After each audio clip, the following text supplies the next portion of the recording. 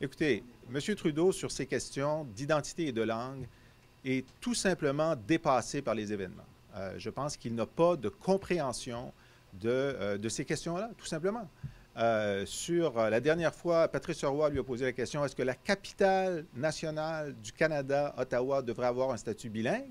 Sa réponse, c'est seulement si Gatineau l'a. Ben, Monsieur le Premier ministre, Gatineau n'est pas la capitale du Canada. C'est une grande ville du Québec. Ensuite, je me souviens que sur la loi 101, lorsqu'il était candidat, il a eu la question, puis il dit, ah, moi, vous savez, la loi 101, j'aimerais ça que c'est normal que les gens apprennent l'anglais au Québec.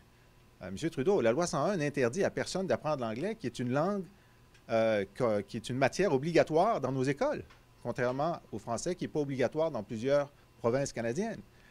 Et là, on lui pose une question en anglais, dans une assemblée où là, la prédominance du français avait été très largement respectée.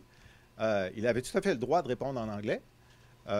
Et moi, comme ministre de la Métropole, j'ai répondu à des questions en anglais. J'en réponds à toutes les conférences de presse. J'ai fait des événements en anglais seulement avec la communauté anglophone. Alors, le fait, pour nous, Québécois, et hommes politiques et femmes politiques québécois, le français est la langue officielle et commune, et il nous arrive d'être courtois. Et il nous arrive de vouloir faire un pas de plus vers l'inclusion et dire on va vous répondre en anglais. J'ai même une page Facebook en espagnol. Alors, donc, on sent que M. Trudeau n'a simplement jamais correctement réfléchi sur les questions d'identité. C'est pire. Il dit au New York Times, nous sommes un État post-national. There's no core identity in Canada. Il dit ça.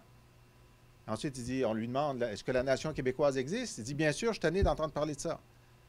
On sent vraiment que c'est quelqu'un là qui n'a pas les pieds solidement plantés sur une compréhension de la réalité linguistique et identitaire du Canada.